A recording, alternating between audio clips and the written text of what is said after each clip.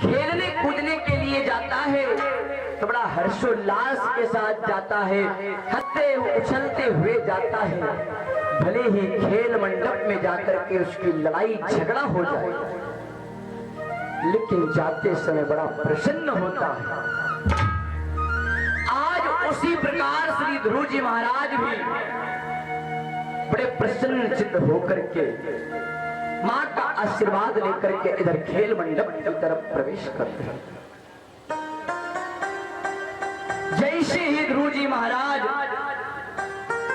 उस खेल मंडप में प्रवेश करने चले, इतने में ऋषि कुमारों ने हाथ रोका, खबरदार जो तुम इस खेल मंडप में प्रवेश। क्योंकि उस ऋषि कुमार जो थे छोटी रानी सुरुचि के पुत्र उत्तम के सभी मित्र थे, इसलिए खबरदार कर दिया कि तुम हमारी मंडली में खेलने के लायक नहीं हो। अरे कहां तुम राजा के बेटा हो के जंगलों में रहते हो, कि तुम ठीक ही होते तो तुम्हारी मां को तुम्हारे पिता जंगल में क्यों भेजते? अरे तुम्हें तो महलों में रहना चाहिए। अरे तुम अभागिन के बेटे हो, तुम हमारे साथ खेलने के लायक नहीं हो।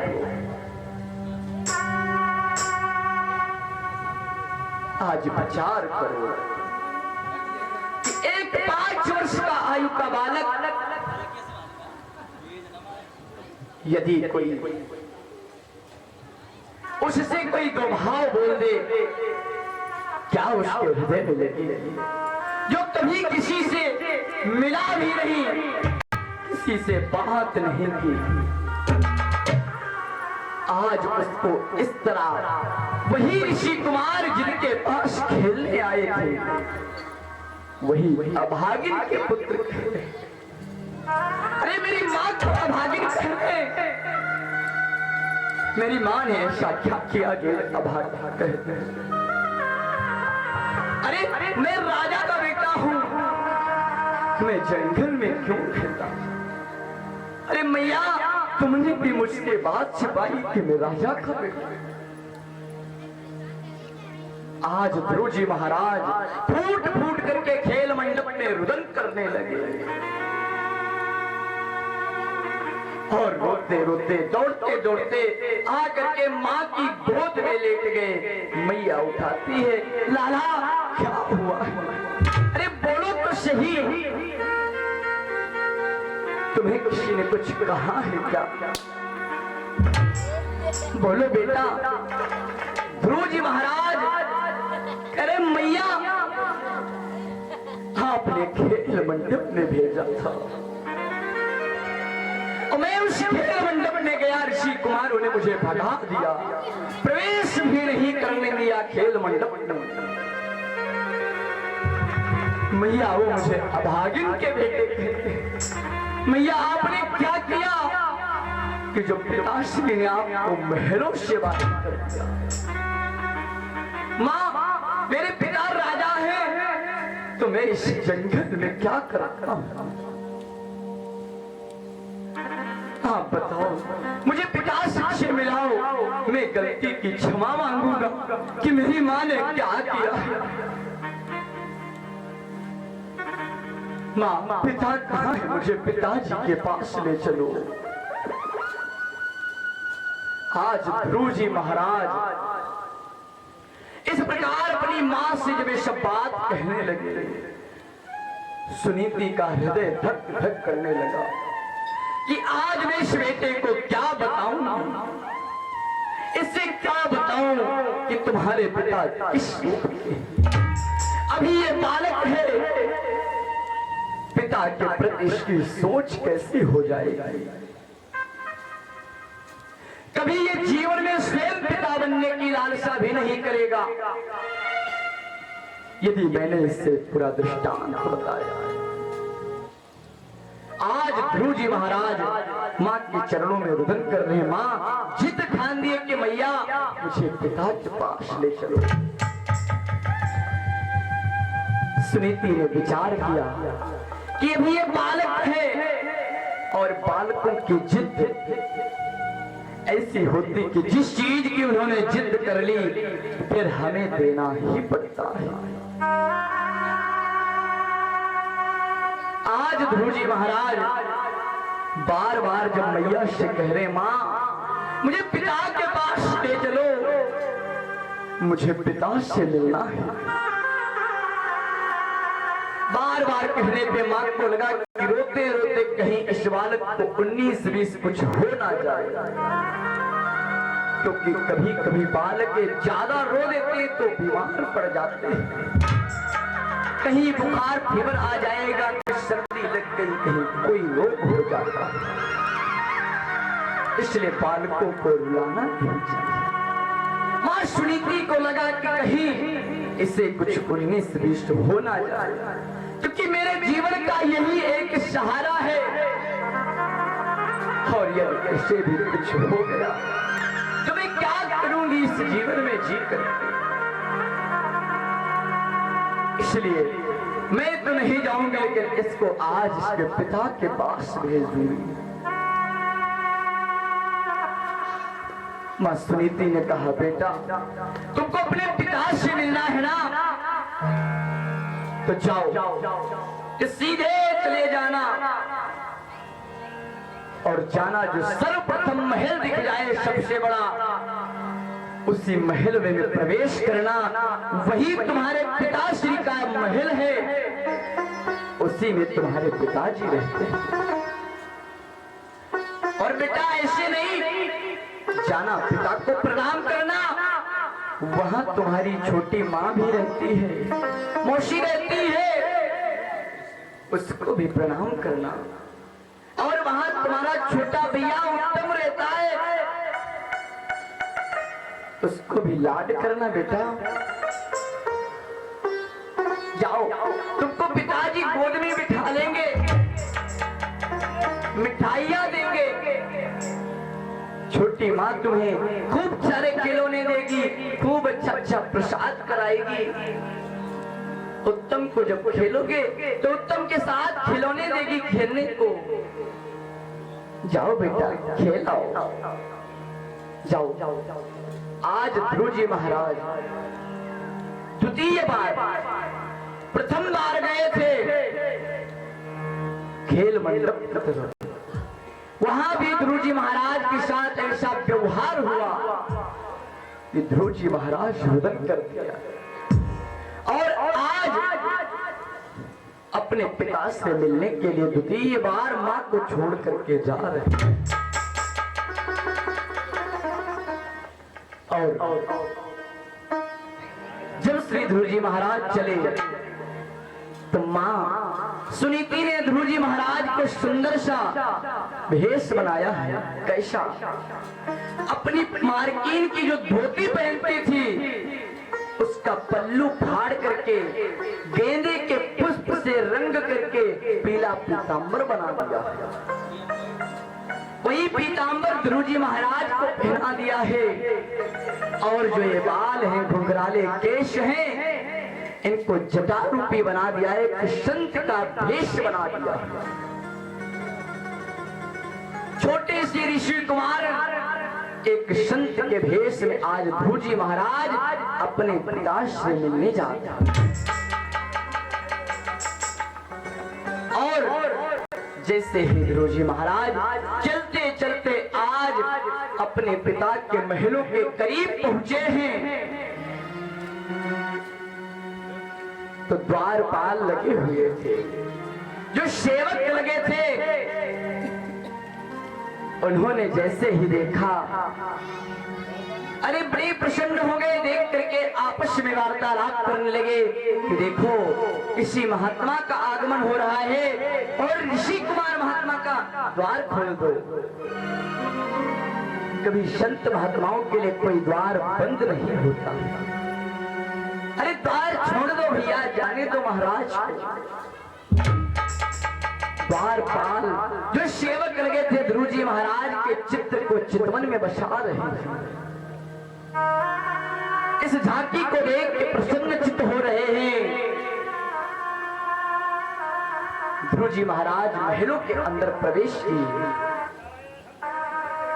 अब जहां पर जिस कक्ष में महाराज उत्तानपाद अपनी पत्नी सुरुचि के साथ विश्राम करते थे, उसी कक्ष में महाराज विश्राम कर रहे हैं। उसी कक्ष में महाराज विश्राम कर रहे थे और कक्ष के बाहर दरवाजे पे एक बूढ़ी सेविका लगी हुई थी, जो सेवा में थी कि कोई आएगा तो पहले महाराज को आज्ञा दे लेनी होगी कि प्रवेश किया जाए या नहीं। महाराज जैसे ही ध्रुव जी महाराज उस बूढ़ी सेविका ने देखा,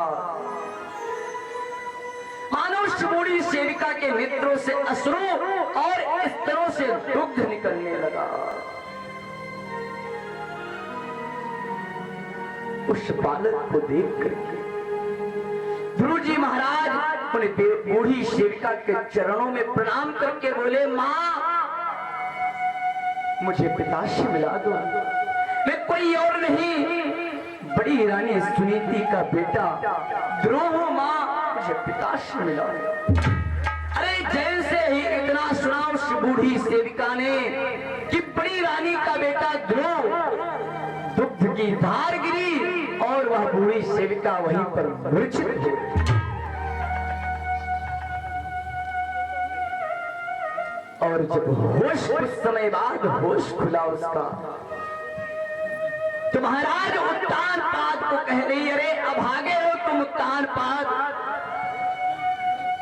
जो ऐसे ऋषि कुमार को तुम वन में छोड़े हो। अरे जिनको इन मखमल के गद्दों पे विश्राम करना चाहिए, रुई के पेय, दूध के पेय से भी कोमल इनके चरण, वो बेचारे इन झोपड़ियों में रह रहे हैं, कुटियों में काट रहे अपना जीवन। अभागे हो उत्तानपाद, इतने कामी हो, इतने पत्नी के गुलाम बन चुके हो कि पतिव्रता नारी को तुम घर से निकाल दिए। ऋषि रूप में आया तुम्हारा बालक, अरे इसको तो देखो। बूढ़ी सेविका ने कहा, ठीक है बेटा, मैं जरूर बताता हूं। बूढ़ी सेविका ने उस गेट को खोला, उस कक्ष के अंदर प्रवेश की और जैसे ही कक्ष खुला, ध्रुव जी महाराज को आदेश दिया कि आप अंदर प्रवेश करें। ध्रुव जी महाराज जैसे ही उस कक्ष में अपने पैरों को धरे, मानो वो कक्ष विशाल काय हो गया, मानो मड़ियों की तरह चमकने लगा। उत्तानपाद सिंहासन से उठ गए, भेष को देखने लगा कि कोई बहुत बड़ा संत महात्मा का आ रहा है, मुझको चल के चरणों में प्रणाम करना चाहिए, स्वागत करके महाराज को सिंहासन पे बिठाना चाहिए। ऐसा भाव रख करके उत्तानपाद जैसे ही बढ़े हैं चरणों की तरफ ध्रुव जी के, ध्रुव जी महाराज दंडवत लेट गए। अरे पिताजी, मैं आपका ही बेटा हूं, बड़ी रानी सुनीति का पुत्र, आपका ही पुत्र मैं ध्रुव हूं, आपके चरणों में मेरा प्रणाम स्वीकार हो। अरे जैसे ही इतना कहना हुआ, मानो उत्तानपाद हृदय से रुकने लगे और चाहे गोद में उठाने को, इतने में छोटी रानी सुरुचि ने हाथ पकड़ के खींच लिया और कहने लगी ध्रुव से कि खबरदार, जो तुम आगे पैर बढ़ा दे, पीछे हट जाओ। इतनी एक दूसरे से जलन करती, अपने के सिवा चाहती ही नहीं थी कि इस कक्ष में कोई प्रवेश करे। अरे तुम्हारा भी तो बेटा ही है वो, प्रथम बार मिलने आया है, तुम्हें खुशी होनी चाहिए। लेकिन जैसे ही सुना सुनीति का बेटा, तुरंत उत्तानपाद का हाथ पकड़ के पीछे खींच लिया अब तो महाराज ध्रुव जी कहने लगे, पिताश्री आप मुझे गोद में तो लो।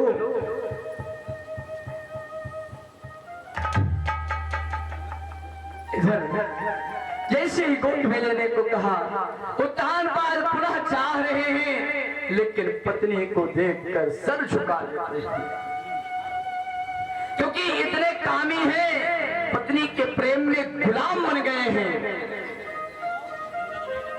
कि साहस नहीं हो रहा है कि पुत्र को जाकर के मैं गोद में लूं। उत्तानपाद घुट घुट करके रो रहे हैं।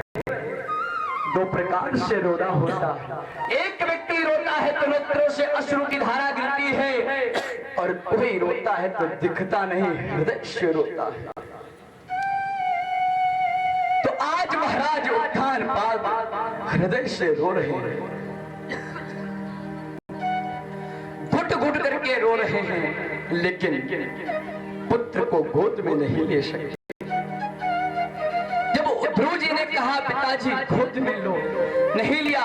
तो ध्रुव जी को याद आया कि मेरी माँ ने कहा था, माँ होगी छोटी माँ, उनको प्रणाम करना मौसी को। ध्रुव जी महाराज उनके चरणों की तरफ बढ़े, सुरुचि ने अपने चरणों को खींच लिया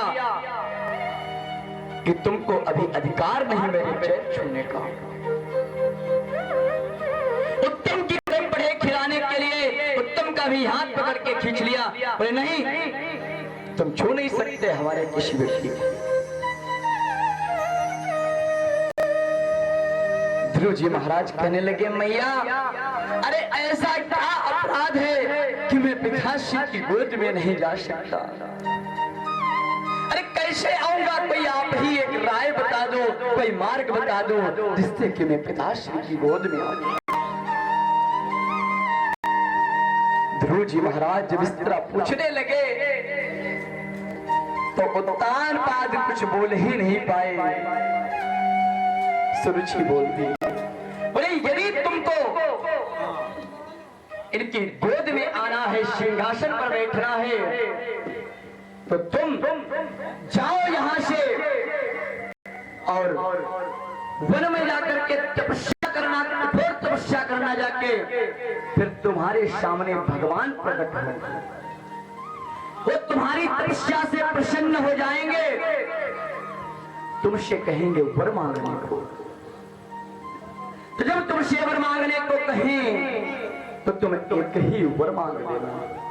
क्या वर ये मांग लेना कि महाराज मेरा जन्म अब ये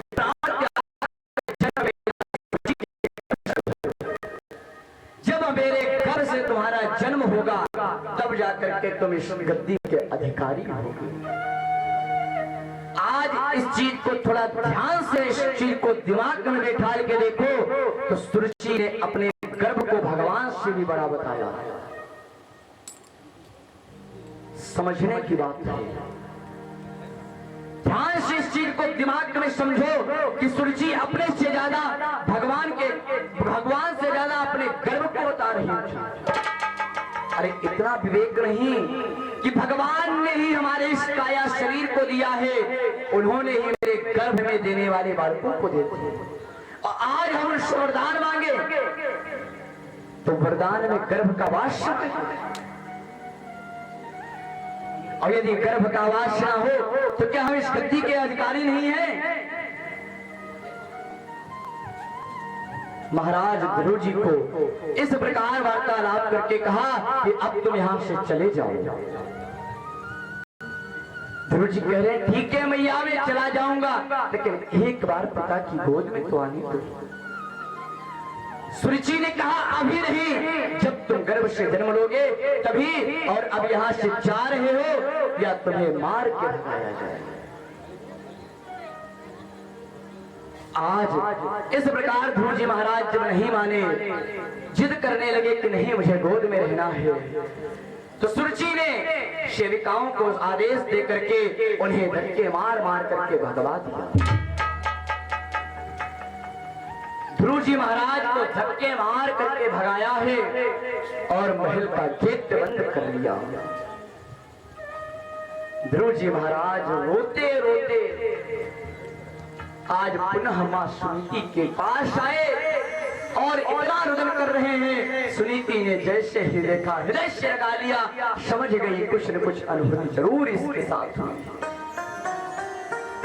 कुछ न कुछ जरूर इससे इन्होंने कुछ कहा है, इसको गोद में नहीं लिया होगा। नहीं, बालक रोता नहीं। अरे बालक पिता के पास गया था, हंसता खेलता खुश होकर के आता, लेकिन जैसे ही ध्रुव जी महाराज को गोद में लिया, कहने लगी बेटा तुम्हें क्या हुआ, क्यों रोते हो? अरे बोलो तो सही, क्या बात हुई मुझसे तो बताओ भैया। अरे तुम्हें पिताजी ने गोद में तो लिया था ना, वहां तुम्हारी छोटी माँ मिली थी, तुम्हें मिठाइयां तो दी ना, तुम्हें खिलौने तो दिए ना, उत्तम ने खेला तो। जैसे ही माँ ने ये बात की कि छोटी माँ ने तुम्हें क्या दिया, खिलौने, ध्रुव जी कहने लगे माँ आप कह रहे हो मिठाई?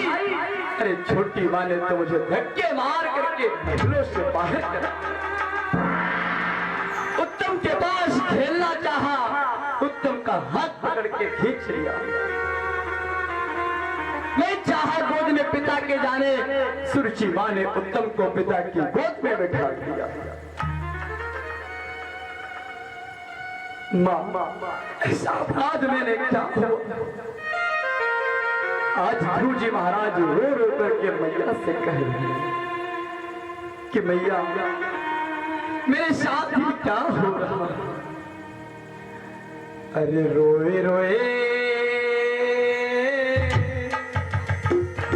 अरे रोए कहे ध्रुव